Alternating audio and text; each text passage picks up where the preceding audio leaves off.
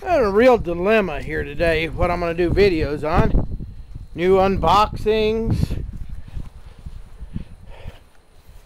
You gotta put together a wood stove. Or trapping. Maybe I'll do trapping. That seems like it'd be the shortest video that I have to do. This here is a coyote trap. Or a small dog. Well, medium-sized dog.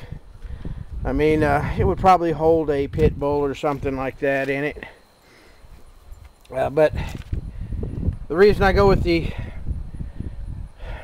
cage traps and not the foot traps is because these little mongrels could easily get caught in a foot trap.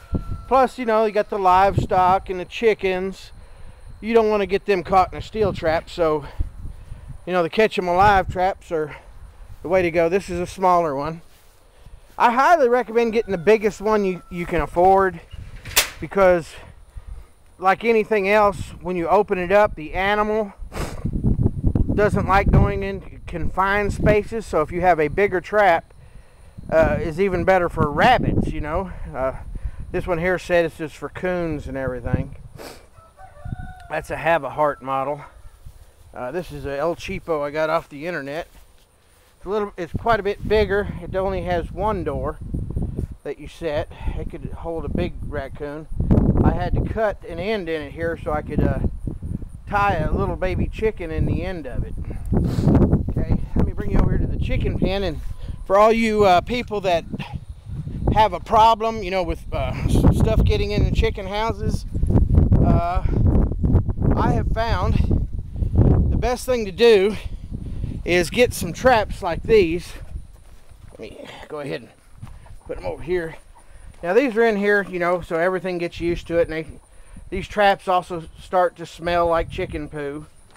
But as you can see right here, I've got chicken wire on each side of an entrance into the chicken coop. Now those two traps will go side by side right here. And at night, when the chickens go to bed, let me get this rope untangled here. When the chickens go to bed, I can set these traps in here side by side and roll down this chicken wire, so the only way a predator can get into the chicken coop is to go through that tunnel made by these traps. And it does work, except for the hoot owl. You can see what's left of the screech owl right there on the side of the wall. That sucker right there actually bit through chicken wire. That owl, those owls sat here and actually chewed through chicken wire. I mean, I wouldn't have believed it unless I'd seen it, but, you know, owls are nasty animals.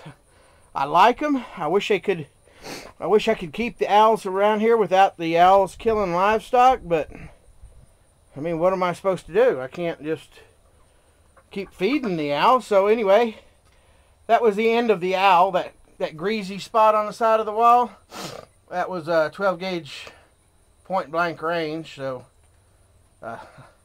that's the trophy in case any of his brothers want to come by here and see what happens to Mr. Hoot Owl.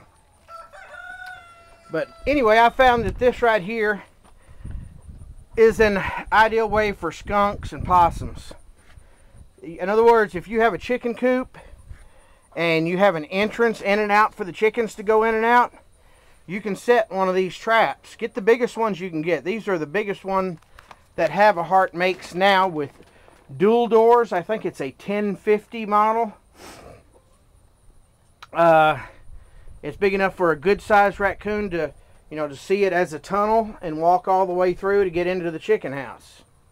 So if you want to build the entrance to your chicken house where the chickens go in and out, only big enough for that entrance, so you could actually shove the at night you could put this trap into the door of the chicken house, and whatever predator goes in has to walk through the trap to get to the chickens.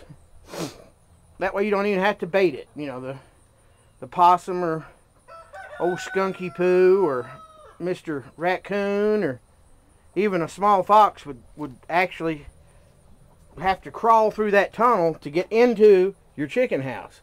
Now, this is why you use live traps, because the chickens, you know, you get up in the morning and what are you going to have? You're going to have chicken in your trap. All right?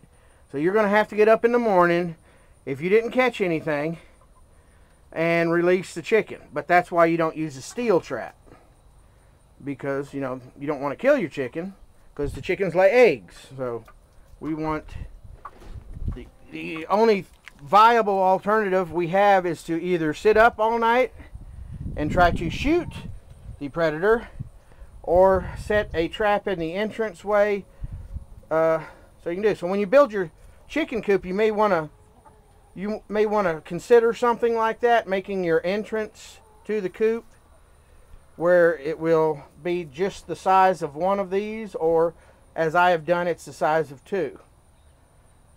So anyway, that's my stuff on that. Now these coyote traps and stuff, it has a let me get out of here before I trip and fall. That would be funny, wouldn't it? I bet old Yankee Prepper would like that.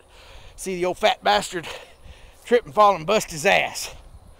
Now this coyote trap, the first thing I'll do is I'll probably put it in a chicken pen and let it get to smelling like old chicken poo and everything else. And on the floors of these traps, generally what I'll do is I'll put on this side of it, which is not the entrance side, some cardboard down, because, you know, there's no animal, especially a wild animal, that's going to want to walk and feel that wire down there. So when you set the trap, you definitely want to cover up at least the bottom wire where the animal has to walk, and that will give them a little more confidence. Plus, if you put a piece of cardboard down, it's easier to throw dirt on top of the cardboard without it falling down through the holes. You know, you put some cardboard down there. Make sure your cardboard has been de-stinkified or stinkified. You know, get the goat to pee on it or something, so the cardboard smells like you know, rabbit urine, chicken poo, or whatever. And then put it down there. And in this little cage right here inside, I would probably hang some bacon from the bottom and put a live chicken in it. You know, I'd have to go check it in the morning and bring the chicken back, but some bacon works really good. That good smoked, salty bacon. Just leave it hanging from the bottom of it and put a live chicken in there to make some noise at night. Or any kind of rabbit, if you had a rabbit or something like that, shove it in the trap. And anyway, that's what I'm limited to here on the farm. Snares and all that other stuff that can catch the domesticated animals are kind of out of the question around here. So anybody curious, I got this from Tractor Supply. It's 160 bucks for one of these. Yes, they are proud of them. But, you know, like I say, we've got coyotes around here, and I do not want to kill the domestic dogs, make the neighbors mad. So this is a safety measure, as I guess you would call it. Anyway, that's my thing on how I do the trapping around here on the farm.